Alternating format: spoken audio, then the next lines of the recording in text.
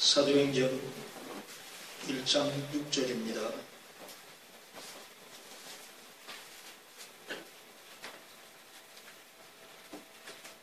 그들이 모였을 때에 예수께 여쭈어 이르되 주께서 이스라엘 나라를 회복하심이 이때니까 하니 이르시되 때와 시기는 아버지께서 자기의 권한에 두셨으니 너희가 알 바 아니요 오직 성령이 너희에게 임하시면 너희가 권능을 받고 예루살렘과 온 유대와 사마리아와 땅끝까지 이르러 내 증인이 되리라 하시니라.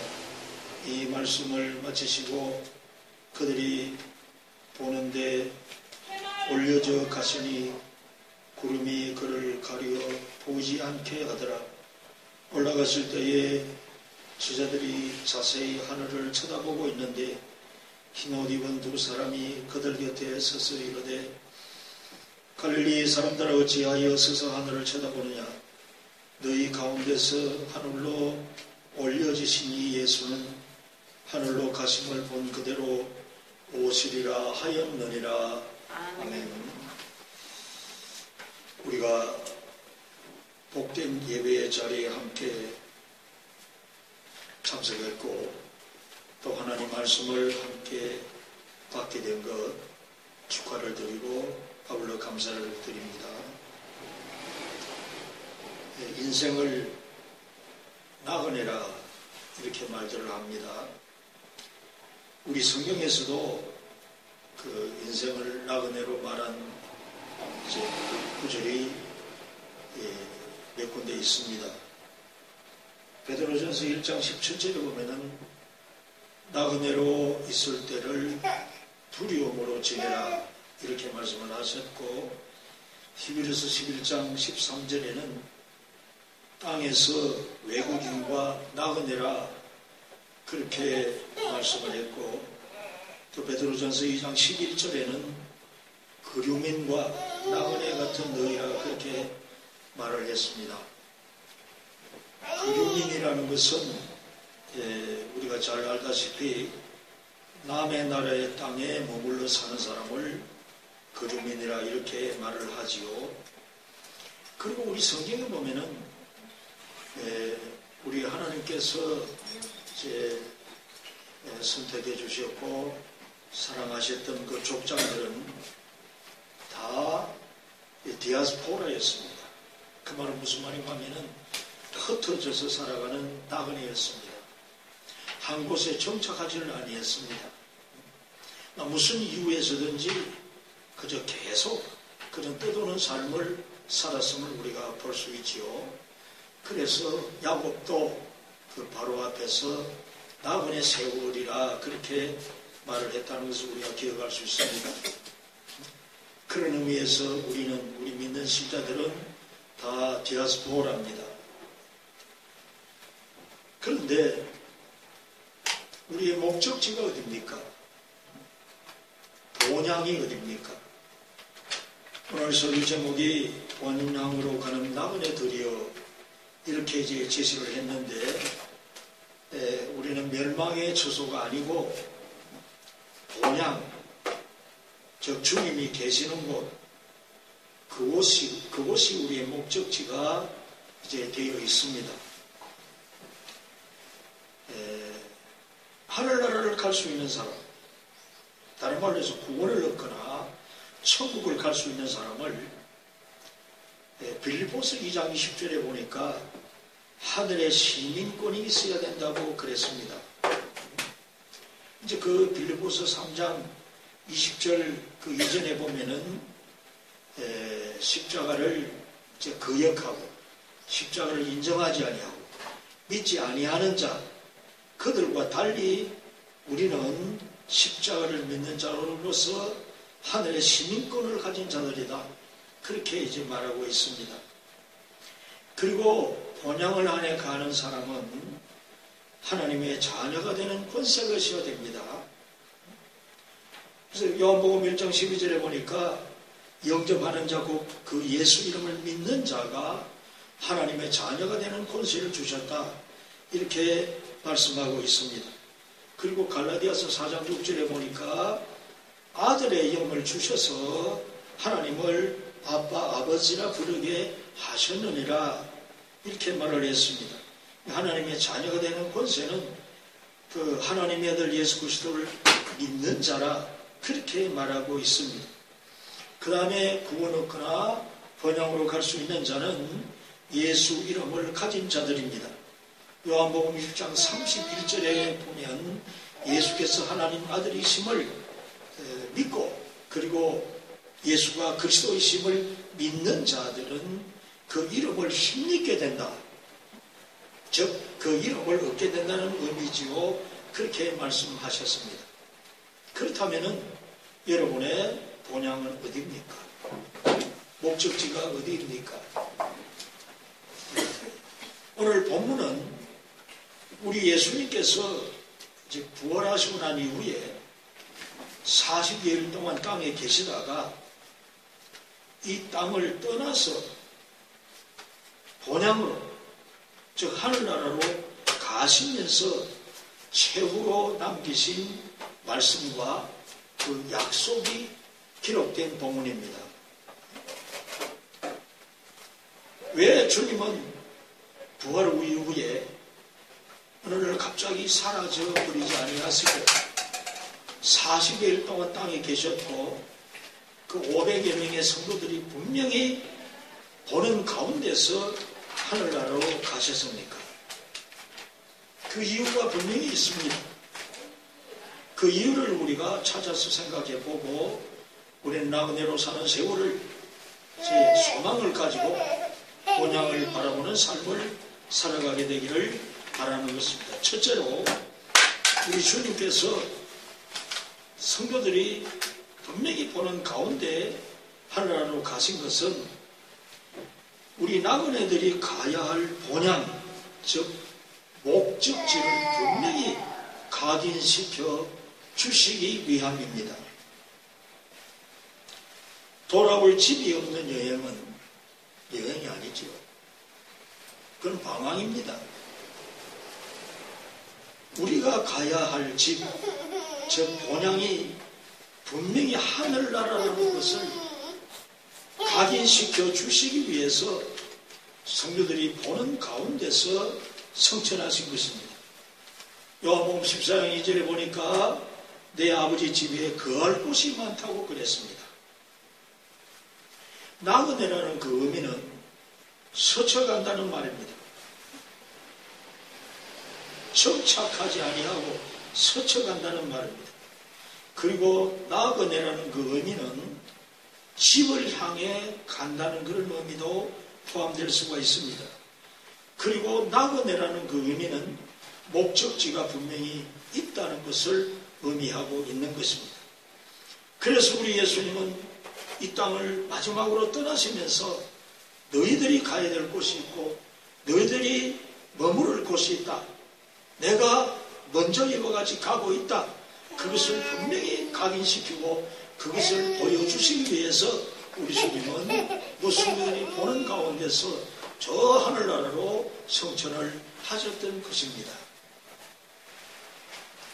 사랑하는 성도 여러분, 우리는 나그네입니다. 어떤 의미에서는 모든 사람이 다 나그네라고 말할 수도 있습니다. 그러나 우리가 갖는 나그네라는 그 의미, 우리가 말하는 나그네라는 의미는 세상 사람들과는 다릅니다. 우리 주님이 계시는 그 본향, 우리 주님이 계시는 목적지를 향해서 가고 있다는 것을 우리가 기억해야 될 나그네라는 것을 명심하시기를 바랍니다. 그리고 두 번째로는 가시는 장면을 분명히 보여주신 것은 결코 너희를 버려두지 아니하고 함께 하시겠다는 그 우리 주님의 언약입니다. 그것은 어디에서 나타납니까? 우리 예수님이 마지막으로 당부하신 말씀이 뭡니까?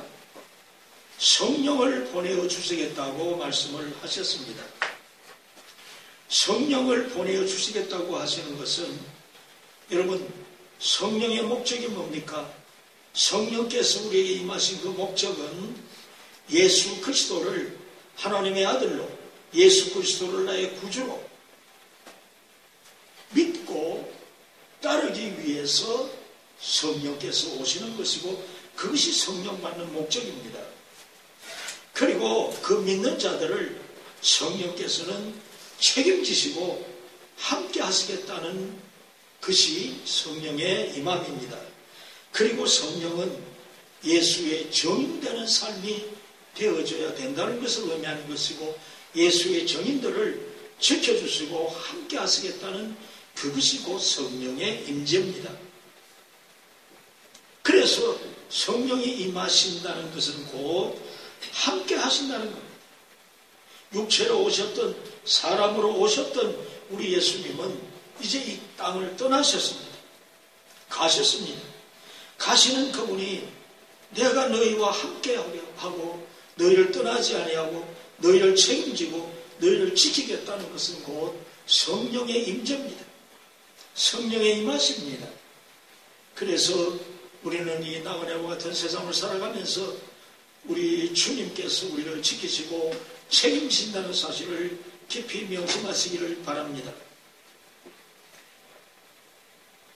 흔히 성령 받았다는 증거는 방언하는 것이고 혹은 기사라고 그렇게 말을 하는 사람, 그렇게 생각하는 사람이 있습니다.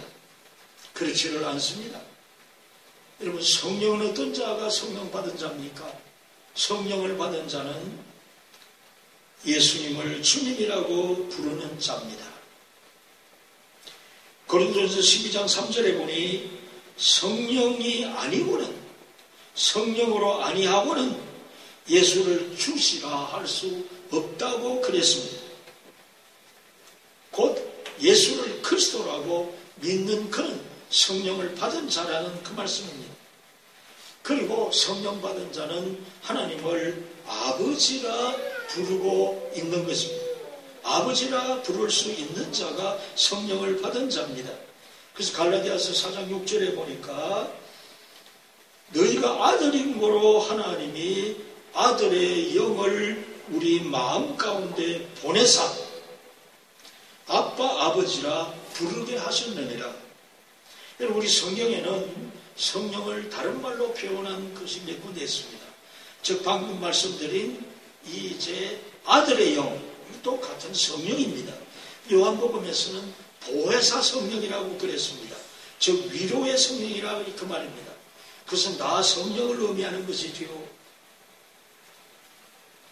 방언은 성령 그 자체는 아닙니다. 방언은 할 수도 있고 하지 않을 수도 있습니다.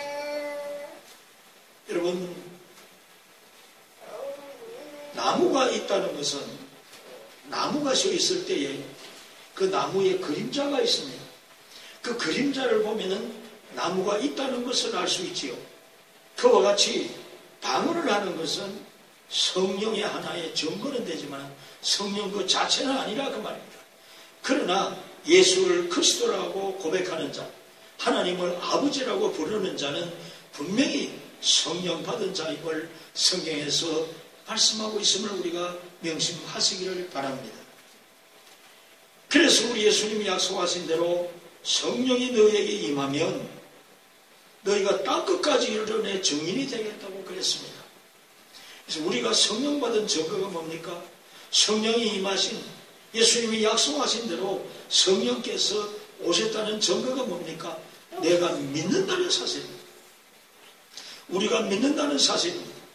내가 예수 그리스도를 믿고 내가 예수 그리스도의 증인이 되었다는 것은 성령을 받았다는 증거입니다. 그리고 복음이 땅끝까지 파급되어졌고 지금도 이 복음이 전거되어지고 땅끝까지 전거되어지고 있다는 이 사실은 성령이 임했다는 증거가 아니고 무엇이 있습니까? 다시 말씀드리겠습니다. 우리가 성령을 받았다면 그것은 하나님의 아들이라는 뜻입니다. 우리가 성령을 받았다면 예수님이 우리의 구주시라는 뜻입니다. 그래서 주님이 우리를 떠나지 아니하시고 함께 하시고 번역하는 길을 지켜주시겠다는 말씀을 하셨음을 명심하시기를 바랍니다. 그리고 우리 주님이 똑똑히 보는 가운데 성천하신 것은 우리들이 거할 처소를 예비하러 가시기 때문입니다. 왜 십자가를 지셨습니까? 그 십자가의 증거를 위해서 왜 성령을 주셨습니까? 그 십자가의 목적이 사죄입니다마는, 우리의 죄를 사함이십니다마는, 그리고 성령이 임하는 그 목적은 그 십자가를 증거하기 위함입니다마는, 그러나 결과는 아닙니다. 그 결과는 뭡니까? 곧 영생입니다. 우리의 본향이 있다는 겁니다. 그 우리의 본향을 주님이 먼저 가셔서 예비하러 가신다. 준비하러 가신다. 그래서 그것을 분명히 각인시키시기 위해서 우리 주님은 보는 가운데 성천하셨습니다. 여러분, 우리는 깊이 기억해야 될 것이 있습니다. 성경에 나타난 사실, 성경에 하시는 말씀, 이것은 그때 눈앞에 있는 특정인에게만 말씀하신 것이 아닙니다. 하나님을 섬기는, 하나님을 믿는 모든 자에게 주신 약속이고 모든 자에게 주신 하나님의 뜻입니다. 그러니까 우리 주님께서 최후로 남기신 이 말씀은 곧 우리에게도 주신 말씀임을 우리가 명심해야 될 것입니다. 우리 주님이 이와 같이 너희가 있을 처소를 위해서 먼저 간다고 말씀하셨기 때문에 사도들은 나그네 들이여 소망을 가지십시오. 나그네 들이여 감사하며 살아가십시오. 나그네 들이여 기뻐하며 살아가십시오. 그렇게 당부하고 있는 것입니다. 우리 흔히 그렇게 말합니다. 이 스쳐가는 나그네 길이 참 일장의 추문 같다고. 예, 그럴는지도 모릅니다. 잠시 스쳐가는 나그네 길입니다. 그러나 우리에게는 저 본향이 있기 때문에, 우리 주님이 준비하신 그 하늘나라의 처소가 있기 때문에 우리는 나그네 길도 감사하며 살아갈 수가 있습니다.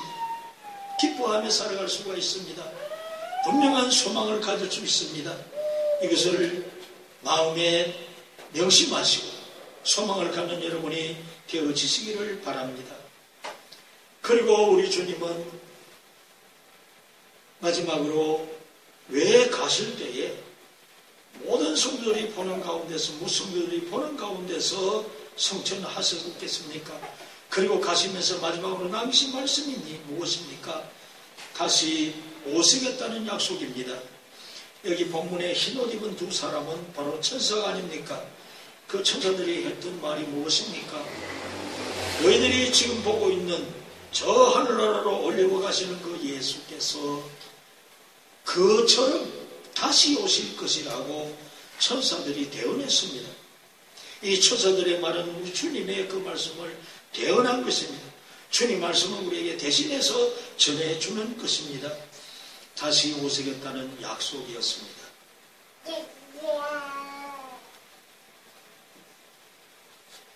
재림은 뭡니까? 다시 오시겠다는 것은 뭡니까? 세상의 종말을 의미하는 겁니다. 나그네 여행의 종점을 의미하는 겁니다. 마지막을 의미하는 겁니다. 이제 집으로 데려가시기 위해서 오시겠다는 것이 아닙니까? 여행은 돌아갈 집이 있기 때문에 즐겁습니다. 집으로 데려가시기 위해서 우리 주님이 오시는 것입니다. 집 떠나면 고생이라 그런 말이 있죠. 여러분, 이 세상에 고생이 많습니다. 풍랑이 이런 것 같은 그런 이제 세월이기도 합니다. 그러나 집으로 가고 있습니다. 그 집이 어디입니까? 우리가 사는 영등포가 집이 아니고, 우리가 사는 서울이 집이 아니고, 이제 우리는 주님이 데리러 오시는 그 주님이 계시고 먼저 가신 본향이라는 것입니다. 그것을 기억할 때 나그네의 세월이 즐거울 수 있습니다. 기뻐할 수 있습니다. 명심하시기를 바랍니다. 그렇다면 우리가 꼭 기억하고 지나가야 될 말씀이 있습니다.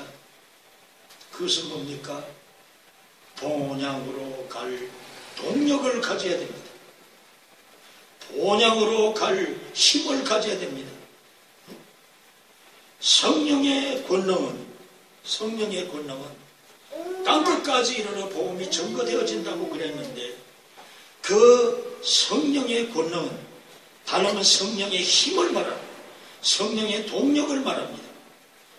그 힘은 곧 예수님이요, 그 힘은 곧 성령입니다. 여러분, 자동차가 아무리 좋으면 뭐합니까? 요즘 서울의 길거리 외제차가 얼마나 많은지 몰라요.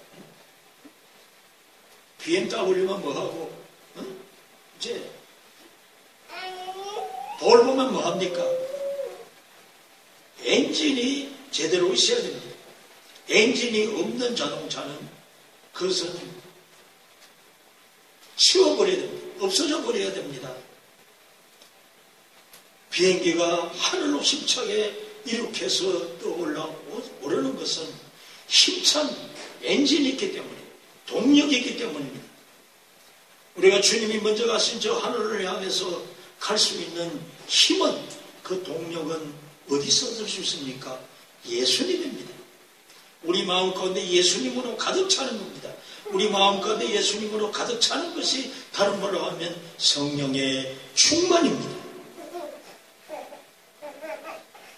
그래서 우리는 비록 이 땅을 살아가고 있지만은 이제 때가 되면은 먼저 가신 주님이 우리를 데리러 오실 것이고, 그때가 되면 우리는 힘차게 우리 주님이 계시는 곳으로 갈 수가 있다는 것을 부디 명심하시고, 말씀드린 바대로 사도들의 당부대로 감사하며 삽시다. 기뻐하며 삽시다. 즐거워하며 삽시다. 그것이 사도 바울의 부탁이었습니다. 그것이 다른 모든 사도들의 우리에게 주시는 당부였습니다. 본향을 가는 나그네들이여, 아버지를 바라봅시다. 그 아버지 계시는, 하나님 아버지 계시는 그곳을 바라봅시다. 왜 천국이 좋은 곳입니까? 물론 주님이 예비해 놓으신 모든 것들이 참 좋기 때문에, 아름답기 때문에 천국을 좋은 것이라고 말합니다마는, 그러나 거기에 우리를 사랑하시는 하나님이 계시고, 우리를 위해서 십자가를 지신 예수님이 계시기 때문입니다. 그 하나님이 계시기 때문에 천국이 좋은 것이 아닙니까? 그래서 우리는 이 나그네로 사는 세월을 아버지 하나님을 바라보고 아버지 하나님을 부르는 여러분의 생활이 되시기를 바랍니다. 그래서 우리는 아버지를 나타냅시다.